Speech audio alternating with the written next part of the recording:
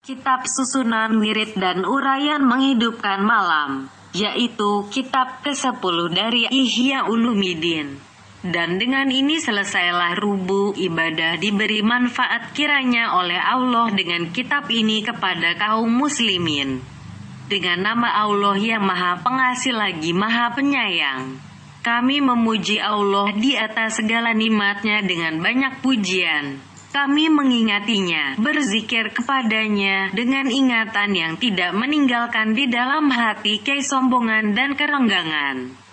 Dan kami bersyukur kepadanya, karena Ia telah menjadikan malam dan siang bergantian bagi orang yang bermaksud berzikir atau bermaksud bersyukur kepadanya. Kami mengucapkan selawat kepada nabinya yang telah diutuskannya dengan kebenaran, membawa kabar gembira dan peringatan. Dan kepada kaum keluarganya yang suci dan para sahabatnya yang mulia, yang telah bersungguh-sungguh beribadah kepada Allah, siang dan malam, pagi dan petang. Sehingga jadilah masing-masing daripada mereka itu bintang agama, menunjukkan jalan dan lampu yang bersinar cemerlang. Adapun kemudian dari itu, maka sesungguhnya Allah Ta'ala telah menjadikan bumi tunduk kepada hamba-hambanya. Tidak untuk mereka menetap pada segala penjurunya, tetapi untuk mengambilkannya menjadi tempat tinggal. Lalu mengambil perbekalan daripadanya, perbekalan yang membawa mereka dalam perjalanannya ke tanah air. Dan mereka menyimpan daripadanya sebagai pemberian untuk dirinya, yang merupakan amal dan kurnia, yang mereka pelihara segala perolehan dan pemberiannya. Dan mereka meyakini bahwa umur itu berjalan pada mereka, laksana kapal berjalan dengan penumpangnya.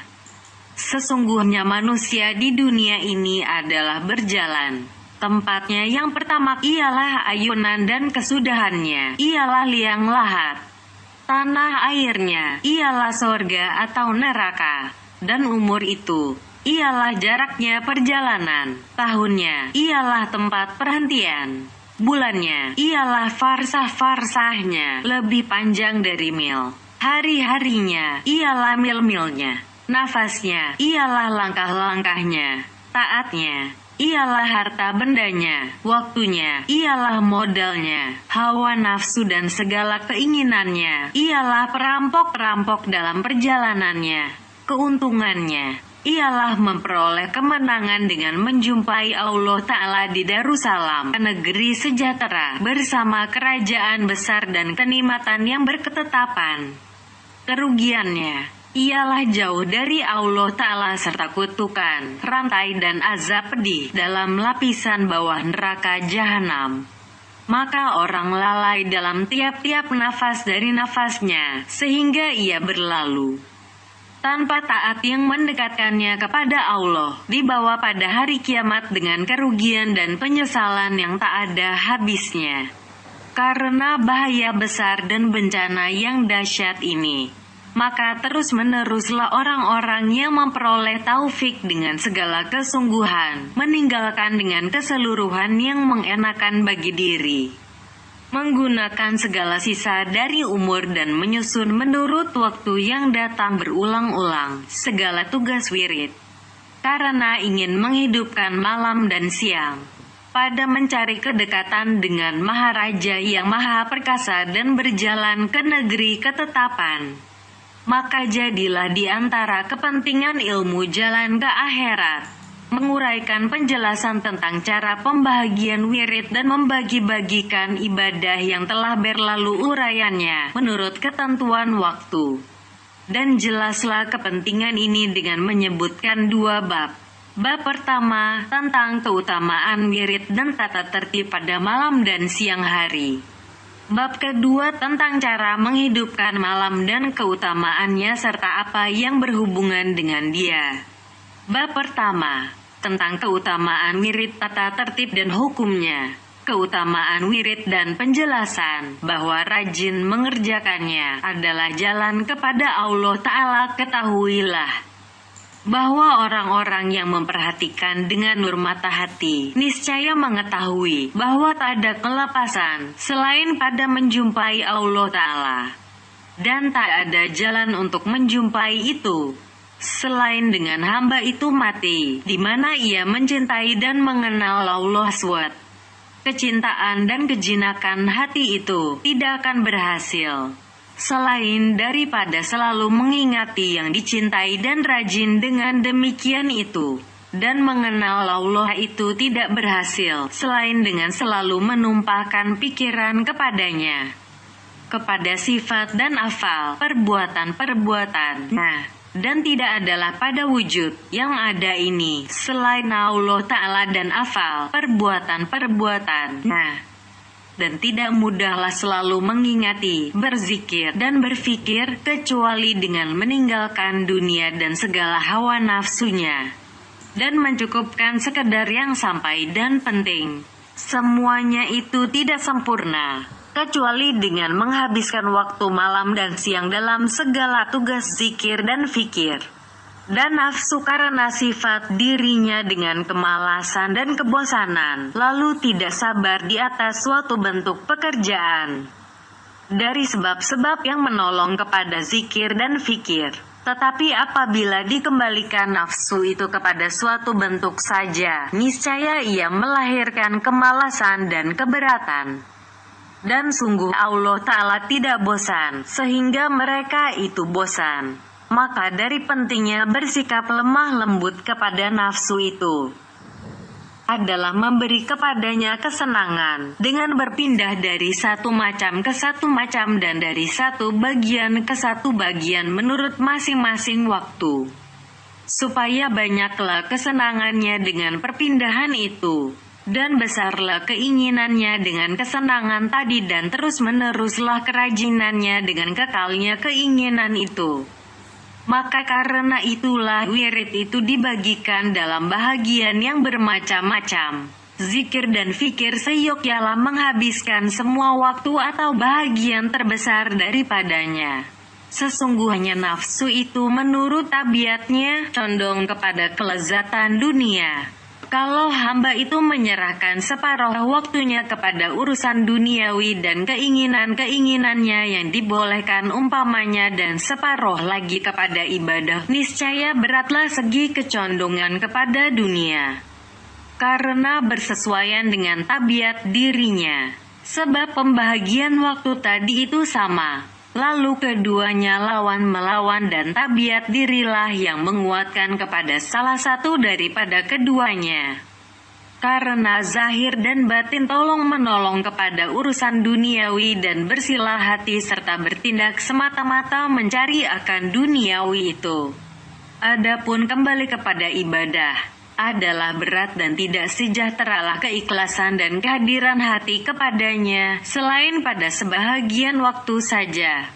Maka orang yang ingin masuk sorga tanpa hisab hendaklah menghabiskan segala waktunya dalam berbakti taat. Dan barang siapa bermaksud kuat daun neraca kebaikannya dan timbangan kebajikannya berat, maka hendaklah melengkapkan dalam taat sebahagian besar dari waktunya. Kalau dicampur adukannya akan amal solih dan yang lain jahat, maka pekerjaannya itu amat berbahaya. Tetapi harapan tidak putus dan kemaafan dari kemurahan Allah dinantikan. Semoga Allah Ta'ala mengampunkannya dengan kemurahan dan kemuliaannya. Maka inilah yang terbuka bagi orang-orang yang memperhatikan dengan nur mata hati.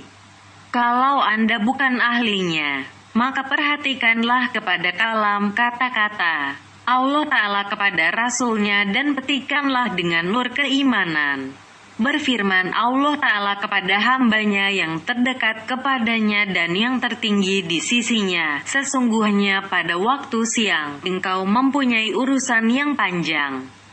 Dan sebutlah nama Tuhanmu dan beribadahlah padanya dengan sungguh-sungguh. S73 ayat 7 dan 8. Berfirman Allah Ta'ala, dan sebutlah nama Tuhanmu pagi dan petang, dan di sebahagian daripada malam. Maka sujudlah kepadanya dan bertasbihlah padanya di malam yang panjang.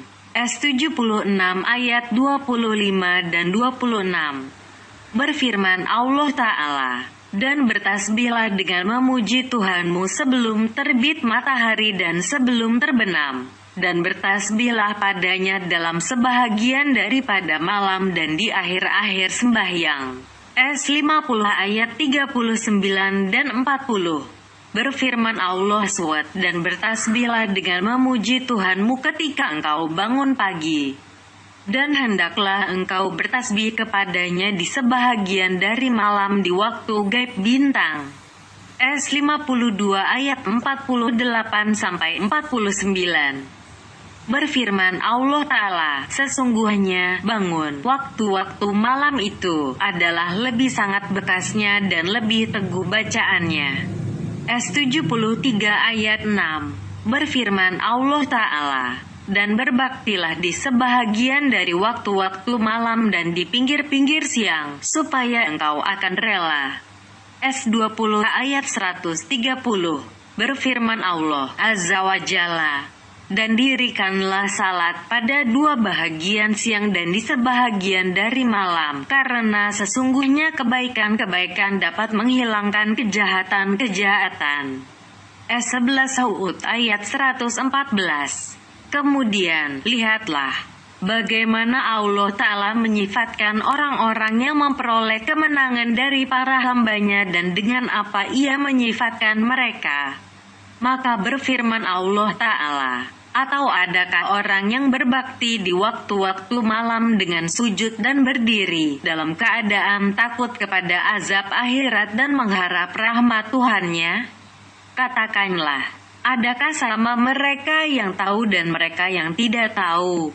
S39 ayat 9. Berfirman Allah Ta'ala, rengganglah rusuk-rusuk mereka dari tempat tidur di mana mereka mendoa pada Tuhannya dengan takut dan harapan. S32 ayat 16. Berfirman Allah Azza wa Jalla, dan ialah mereka yang bermalam dengan sujud dan berdiri beribadah kepada Tuhannya. S25 Al-Furqan ayat 64. Berfirman Allah Azza wa Jalla, adalah mereka sedikit sekali tidur di waktu malam. Sedang di waktu akhir-akhir malam, waktu sahur, mereka meminta ampun. S51 Az-Zariyat ayat 17-18. Berfirman Allah Azza wa Jalla, maka maha sucilah Allah ketika kamu berpetang dan waktu kamu berpagi.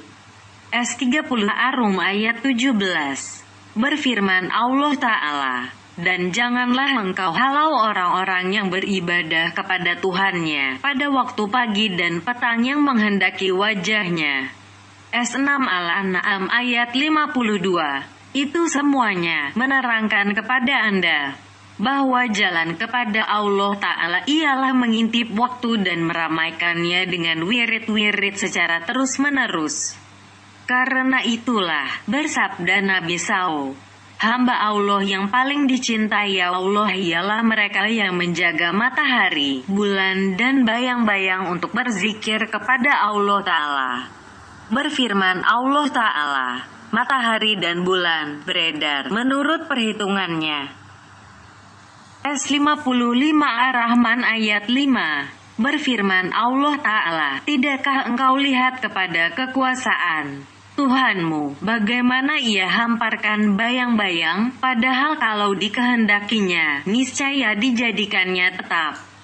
Kemudian kami jadikan matahari menjadi petunjuk. Kemudian kami tarikkan bayangan itu kepada kami sedikit-sedikit. S25 Al-Furqan ayat 45-46. Berfirman Allah Ta'ala, dan bulan itu kami telah tentukan baginya beberapa derajat. S36 Yasin ayat 39.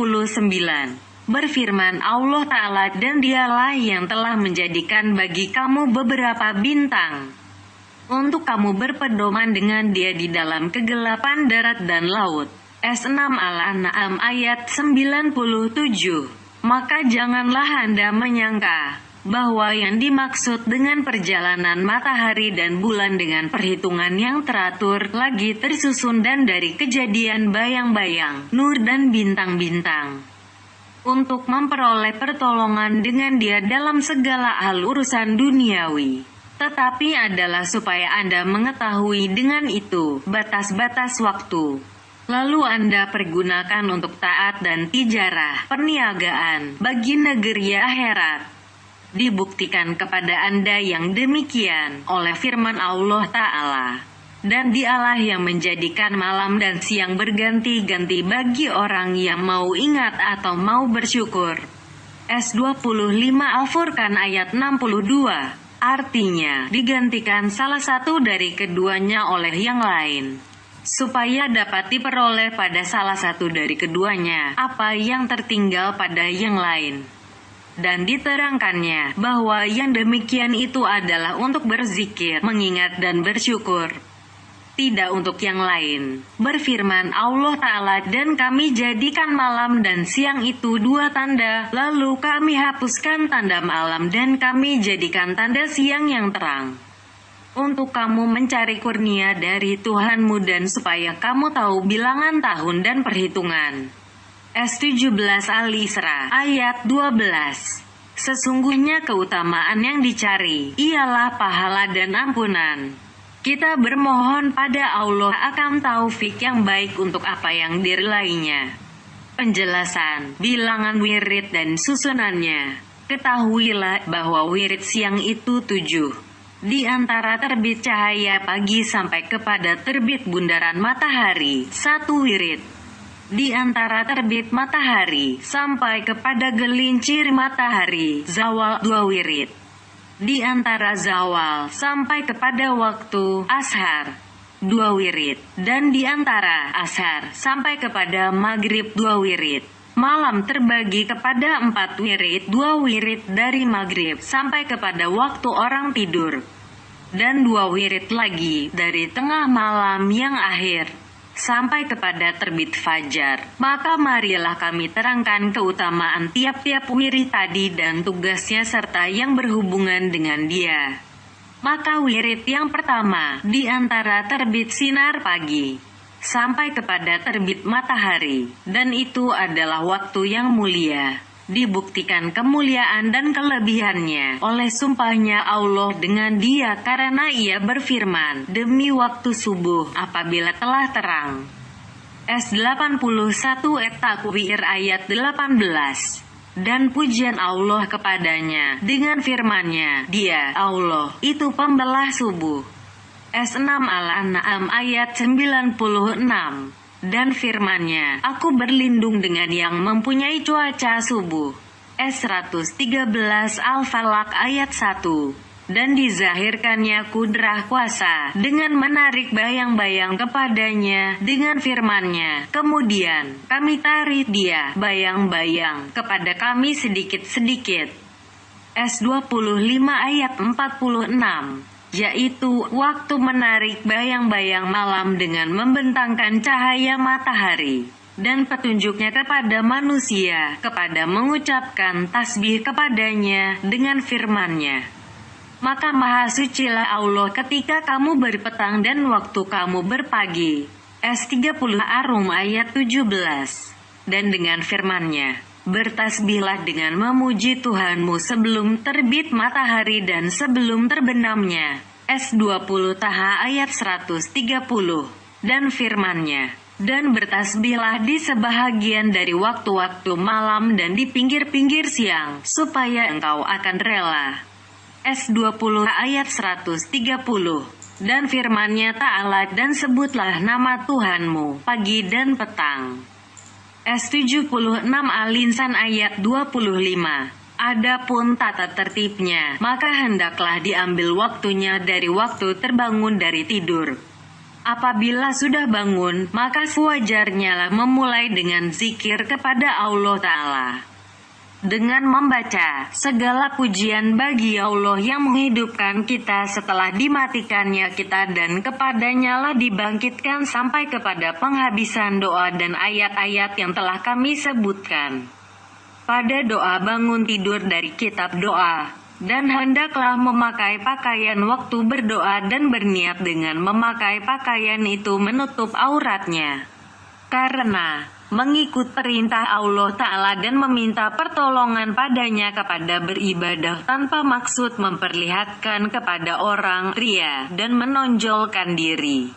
Kemudian menuju ke tempat membuang air kakus bila ia memerlukan kepadanya, dan pertama-tama memasukkan kakinya yang kiri dan mendoa dengan doa-doa yang telah kami sebutkan pada kitab bersuci ketika masuk dan keluar dari kakus. Kemudian bersugi selaku amal sunat sebagaimana telah diterangkan dahulu, dan berwudu dengan menjaga segala sunat dan doa yang telah kami sebutkan pada bersuci dahulu. Sesungguhnya telah kami kemukakan dahulu satu persatu dari ibadah adalah supaya kami sebutkan pada kitab ini cara susunan dan tata tertibnya saja. Apabila telah selesai dari wudhu, lalu mengerjakan salat 2 rakaat fajar, yakni salat sunat di tempatnya sendiri.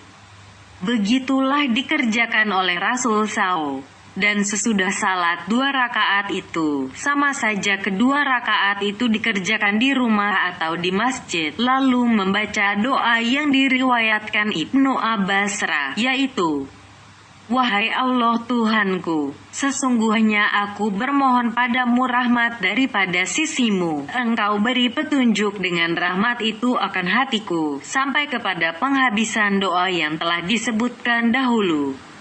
Kemudian, keluar dari rumah menuju masjid dan jangan dilupakan doa keluar ke masjid.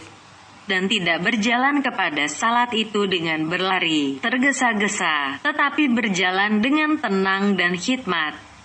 Sebagaimana yang tersebut dalam hadits, dan tidak membuat jari-jari tangannya sebagai jerjak. Dan masuklah masjid, mendahulukan kakinya yang kanan dan mendoa dengan doa yang diperoleh dari para sahabat dan salaf untuk masuk masjid. Kemudian carilah di masjid itu baris pertama, saf pertama. Kalau ada yang terluang, dan tidaklah melangkahi bahu orang lain dan desak-mendesak sebagaimana telah tersebut dahulu pada kitab Jumat. Kemudian, mengerjakan salat 2 rakaat fajar, sunat subuh. Kalau belum dikerjakan di rumah, kemudian membaca doa yang telah tersebut dahulu, sesudahnya. Dan kalau telah dikerjakan 2 rakaat fajar di rumah, niscaya dikerjakan 2 rakaat salat tahiyah masjid.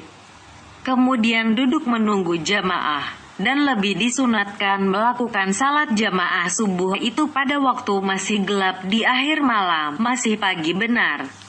Adalah Nabi SAW melakukan salat subuh di waktu masih gelap pagi. Dan tiada seyoknya lah meninggalkan berjamaah pada salat umumnya dan pada salat subuh dan salat isya pada khususnya.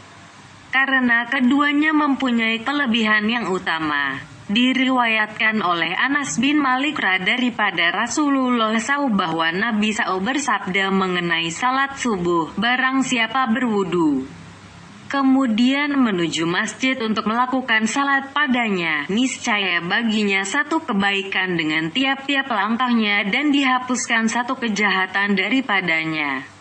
Dan kebaikan itu balasannya 10 kali. Maka apabila telah mengerjakan salat kemudian meninggalkan tempat itu ketika terbit matahari, niscaya dituliskan baginya tiap-tiap sehelai bulu pada badannya suatu kebaikan. Dan itu bertukar dengan suatu haji yang penuh dengan kebajikan. Kalau ia duduk sehingga ia mengerjakan salat duha, niscaya dituliskan baginya tiap-tiap rakaat 1.000.000 kebaikan. Dan barang siapa mengerjakan salat pada waktu pertiga pertama dari malam, waktu al-atamah, maka baginya pahala seperti itu juga dan bertukarlah itu dengan satu umrah yang penuh dengan kebajikan. Adalah di antara kebiasaan ulama terdahulu, salaf, masuk masjid sebelum terbit fajar. Berkata seorang dari golongan tabi'in angkatan sesudah sahabat atau pengikut sahabat Nabi SAW.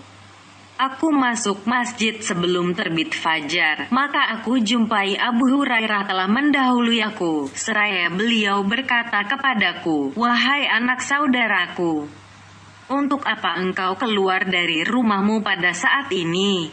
Maka aku menjawab, untuk salat pagi. Lalu beliau berkata, bergembiralah. Sesungguhnya kami menghitung keluar kami dan duduk kami di masjid pada saat ini adalah sebagai peperangan pada jalan Allah Ta'ala, perang sabil. Atau beliau mengatakan, berperang bersama Rasulullah SAW. Dari Ali diriwayatkan bahwa Nabi SAW mengetok pintu rumahnya di mana ia dan Fatimah sedang tidur, seraya bersabda, apakah kamu berdua ini tidak salat? Berkata Alira, lalu aku menjawab, wahai Rasulullah, sesungguhnya diri kami di tangan Allah Ta'ala. Apabila dikehendakinya membangunkan kami, niscaya dibangunkannya. Maka pergilah Nabi SAW dan aku mendengar sedang beliau pergi itu memukul pahanya dan bersabda, adalah manusia itu lebih banyak bertengkar. Kemudian, seyogyala sesudah 2 rakaat fajar dan doanya, membaca istighfar dan tasbih sampai kepada waktu mendirikan salat, yaitu membaca, aku meminta ampun pada Allah yang tiada disembah selain Dia yang hidup, yang berdiri dengan sendirinya, dan aku bertaubat kepadanya 70 kali. Dan membaca, Maha Suci Allah, segala pujian bagi Allah, tiada yang disembah selain Allah, dan Allah itu Maha Besar 100 kali. Kemudian, mengerjakan salat fardu dengan menjaga segala apa yang telah kami bentangkan dahulu, dari segala adab batin dan adab zahir dalam salat dan berimam. Apabila telah selesai dari salat fardu itu, lalu duduklah dalam masjid sampai terbit matahari, berzikir kepada Allah Ta'ala, sebagaimana akan kami susun nanti. Bersabda Nabi SAW, sesungguhnya aku duduk pada tempat dudukku, berzikir kepada Allah Ta'ala padanya, dari salat pagi, salat subuh, sampai terbit matahari. Adalah lebih aku sukai daripada memerdekakan 4 orang budak belian. Diriwayatkan bahwa Nabi SAW apabila telah mengerjakan salat subuh, lalu duduk pada tempat salatnya sehingga terbitlah matahari, dan pada setengah riwayat beliau mengerjakan salat 2 rakaat, yakni setelah terbit matahari. Dan tersebutlah keutamaan yang demikian yang tidak terhinggakan. Dan diriwayatkan oleh Al-Hasan bahwa Rasulullah SAW menyebutkan sebahagian dari rahmat Tuhannya dengan sabdanya bahwa Tuhan berfirman, wahai anak Adam, berzikirlah kepadaku sesudah salat fajar barang sesaat dan sesudah salat ashar barang sesaat, niscaya aku cukupkan bagi engkau apa yang ada di antara keduanya. Apabila telah nyata keutamaan yang demikian, maka hendaklah duduk dan tidak bercakap-cakap sampai terbit matahari. Tetapi seyogyala pekerjaannya sampai kepada terbit matahari itu 4 macam. Doa dan zikir dengan diulang-ulanginya pada buah tasbih, membaca Al-Quran dan tafakur. Adapun doa, maka setiap kali selesai dari salat, hendaklah dimulai dan dibaca, wahai Allah Tuhanku, berilah rahmat dan kesejahteraan kepada Muhammad dan keluarganya. Wahai Allah Tuhanku, Engkau kesejahteraan, dari Engkau kesejahteraan, kepada Engkau kembali kesejahteraan. Hidupkanlah kami, wahai Tuhan kami, dengan kesejahteraan. Masukkanlah kami ke negeri kesejahteraan, maha barakah Engkau, wahai yang mempunyai keagungan dan kemuliaan. Kemudian, memulai doa dengan apa yang dimulai oleh Rasulullah SAW, yaitu doanya, Maha Suci Tuhanku, yang tinggi maha tinggi, yang maha memberi. Tiada yang disembah selain Allah yang Maha Esa. Tiada sekutu baginya kerajaan dan baginya segala pujian. Ia yang menghidupkan dan yang mematikan. Dialah yang hidup yang tidak mati. Di tangannya kebajikan dan Dia maha berkuasa atas tiap-tiap sesuatu. Tiada yang disembah selain Allah yang mempunyai nikmat, keutamaan dan pujian yang baik. Tiada yang disembah selain Allah dan tiada kami menyembah selain Dia, di mana kami mengikhlaskan agama bagi Allah, walaupun benci orang-orang yang kafir. Kemudian, memulai dengan doa-doa yang telah kami bentangkan pada bab ketiga dan keempat dari kitab doa. Maka berdoalah dengan semuanya itu, kalau sanggup, atau dihafal dari keseluruhannya apa yang dipandang sesuai dengan keadaannya, yang lebih menghaluskan bagi jiwanya dan lebih meringankan pada lidahnya. Adapun zikir yang berulang-ulang, maka yaitu kalimat-kalimat yang mempunyai keutamaan dan kelebihan pada mengulang-ulanginya, di mana kami tidak membentangkannya secara panjang dan sekurang-kurangnya dari apa yang seyogyanya. Ialah diulangi tiap-tiap daripadanya 3 kali atau 7 kali, dan sebanyak-banyaknya 100 kali atau 70 kali, dan yang sedang ialah 10 kali. Maka hendaklah diulang-ulanginya itu menurut kelapangan dan keluasan waktunya. Kelebihan yang banyak adalah lebih banyak, dan yang sedang lagi sederhana ialah diulang-ulanginya 10 kali. Maka itulah yang lebih layak untuk selalu dilaksanakan. Dan pekerjaan yang lebih baik ialah yang selalu dikerjakan, walaupun sedikit. Tiap-tiap pekerjaan adalah tidak mungkin diteruskan selalu dengan banyak. Maka sedikitnya secara terus-menerus adalah lebih utama dan lebih mempengaruhi hati daripada banyaknya serta putus-putus. Yang sedikit terus-menerus itu adalah seumpama titik-titik air yang menitik ke atas bumi dengan terus-menerus berikutan, maka dapatlah mendatangkan suatu lubang kecil pada bumi. Dan juga kalau titik-titik air itu jatuh ke atas batu, dan air yang banyak yang berpisah-pisah, bila tercurah 1 kali atau beberapa kali yang berpisah-pisah dalam waktu yang berjauhan, maka tidaklah menimbulkan bekas yang nyata. Kalimat-kalimat itu adalah 10:1. Tiada yang disembah selain Allah yang Maha Esa, tiada sekutu baginya. Baginya kerajaan dan baginya segala pujian. Ia yang menghidupkan dan yang mematikan. Dia yang hidup tiada mati. Di tangannya kebajikan, dan Dia Maha Kuasa atas tiap-tiap sesuatu. 2. Maha suci Allah, segala pujian bagi Allah. Tiada yang disembah selain Allah dan Allah itu maha besar. Tiada daya dan tiada upaya, melainkan dengan Allah yang maha tinggi dan maha agung. 3. Allah maha suci, maha kudus, Tuhan bagi segala malaikat dan nyawa. 4. Maha suci Allah yang maha agung dan dengan pujian kepadanya. 5. Aku meminta ampun pada Allah yang Maha Agung, yang tiada disembah selain Dia yang hidup, yang berdiri sendiri, dan aku bermohon padanya akan taubat. 6. Wahai Allah Tuhanku, tiada yang melarang akan apa yang Engkau berikan, tiada yang memberi akan apa yang Engkau larang, dan tiada bermanfaat akan orang yang mempunyai kesungguhan daripada Engkau oleh kesungguhannya.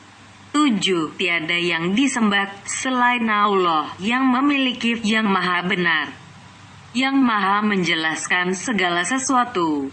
8. Dengan nama Allah yang tiada memberi kemelaratan sesuatu serta namanya di bumi dan di langit. Dan Dia maha mendengar lagi maha mengetahui. 9. Wahai Allah Tuhanku, anugerahilah rahmat dan kesejahteraan kepada Muhammad, hambamu, nabimu dan rasulmu, nabi yang umi, tak tahu tulis baca, kepada kaum keluarganya dan sahabat-sahabatnya. 10. Aku berlindung dengan Allah yang maha mendengar, lagi maha mengetahui daripada setan yang terkutuk. Wahai Tuhanku, aku berlindung dengan Engkau dari gangguan-gangguan setan. Dan aku berlindung dengan Engkau, wahai Tuhanku, daripada setan-setan itu datang kepadaku. Maka 10 inilah kalimat-kalimat, apabila diulang-ulangi tiap-tiap kalimat 10 kali, maka jadilah 100 kali. maka itu adalah lebih utama afdal daripada mengulang-ulangi suatu zikir 100 kali. Karena tiap-tiap kalimat dari kalimat-kalimat tersebut mempunyai kelebihan atas dayanya. Dan bagi hati dengan tiap-tiap kalimat itu mempunyai semacam kesadaran dan kelezatan. Dan bagi jiwa dalam berpindah dari kalimat ke kalimat mempunyai semacam ketenangan dan keamanan dari kemalasan. Adapun membaca, maka disunatkan membaca sejumlah ayat-ayat yang dibentangkan oleh hadits-hadits dengan keutamaannya, yaitu membaca surat Alhamdulillah, surat Al-Fatihah, ayat Al-Kursi dan penghabisan dari surat Al-Baqarah dari firman-Nya Amanar Rasul dan Syahidallahu dan Qulillahumma ma'alikal mulkif sampai habis kedua ayat ini. Dan firman-Nya, lakat ya akum rasulun min anfusikum sampai akhirnya. Dan firman-Nya, lakat sadakallahu rasulah ru'ya bilhaq sampai akhirnya S48 Al-Fat ayat 27. Dan firman-Nya, alhamdulillahillazi ilim yatrahlis waladan sampai akhirnya S17 Al-Isra ayat 111. Dan 5 ayat dari permulaan S57 Al-Hadid dan 3 ayat dari penghabisan S59 Al-Hasir. Dan kalau dibaca 7 kali dari bacaan yang 10 itu Al-Musabatil Asir, yang telah dihadiahkan oleh Nabi Khidir As kepada Ibrahim Taimira dan diwasiatkannya supaya dibaca pagi dan petang, maka sesungguhnya telah sempurnalah keutamaan. Dan yang demikian itu telah mengumpulkan baginya keutamaan keseluruhan doa-doa yang tersebut dahulu. Sesungguhnya diriwayatkan dari Karas bin Wabrahra dan Karas ini termasuk al-abdal, orang-orang solih yang selalu ada di dunia ini. Bila ada yang meninggal, maka digantikan oleh Allah SWT dengan lainnya pen, di mana ia menerangkan, telah datang kepadaku seorang saudaraku dari penduduk negeri Syam, Syria. Lalu dihadiahkannya kepadaku suatu hadiah. Seraya berkata, wahai Karas, terimalah dariku hadiah ini, karena ia adalah hadiah yang sebaik-baiknya. Lalu aku bertanya, wahai saudaraku, siapakah yang menghadiahkan kepadamu hadiah tersebut? Maka ia menjawab, diberikan hadiah ini kepadaku oleh Ibrahim At-Taimi. Lalu aku bertanya, apakah tidak engkau tanyakan pada Ibrahim, siapakah yang memberikan hadiah itu kepadanya? Menjawab saudara itu, ada. Lalu Ibrahim menerangkan, adalah aku duduk di halaman Ka'bah, di mana aku sedang bertahlil, bertasbih, bertahmid dan bertamjid membaca Subhanallah, walhamdulillah wala ilaha illallah wallahu akbar. Maka datanglah seorang laki-laki memberi salam kepadaku dan duduk di kananku. Belum pernah aku melihat pada masaku orang yang secantik itu mukanya, yang sebagus itu pakaiannya, yang lebih putih warnanya dan lebih wangi baunya dari orang itu. Lalu aku bertanya, wahai hamba Allah, siapakah Anda? Dari manakah Anda datang? Maka ia menjawab, aku adalah Khidir. Lalu aku bertanya, apakah maksudnya Anda datang padaku? Menjawab Khidir, aku datang kepadamu untuk memberi salam dan karena cinta kepadamu pada jalan Allah. Dan padaku ada suatu hadiah yang ingin aku hadiahkan kepadamu. Maka aku bertanya, apakah hadiah itu? Ia menjawab bahwa engkau baca sebelum terbit matahari dan sebelum terbentangnya di atas bumi dan sebelum ia terbenam surat Alham, Qul a'udzu birabbin nas, Qul a'udzu birabbil falaq, Qul huwallahu ahad, Qul ya ayyuhal kafirun dan ayat Al-Kursi. Masing-masing daripadanya 7 kali. Dan engkau baca Subhanallah, walhamdulillah, wala ilaha illallah, wallahu akbar 7 kali, dan berselawat kepada Nabi SAW 7 kali. meminta ampun, membaca istighfar bagi dirimu sendiri, bagi ibu bapakmu, bagi orang mukmin laki-laki dan perempuan 7 kali. Membaca, wahai Allah Tuhanku, buatlah bagiku dan bagi mereka dengan cepat dan lambat mengenai agama dunia dan akhirat akan apa yang engkau punyai baginya. Dan janganlah engkau buat kepada kami, wahai yang kami junjung, akan apa yang kami punyai baginya. Sesungguhnya engkau maha pengampun, maha penyantun, maha pemurah, maha mulia, maha pengasih, lagi maha penyayang. Perhatikanlah bahwa Anda tidak meninggalkan yang demikian itu pagi dan petang. Maka aku berkata, aku ingin engkau menerangkan kepadaku, siapakah gerangan yang memberikan kepadamu akan pemberian yang agung ini? Lalu ia menjawab, diberikan kepadaku oleh Muhammad SAW. Maka aku menyambung, terangkanlah padaku pahalanya.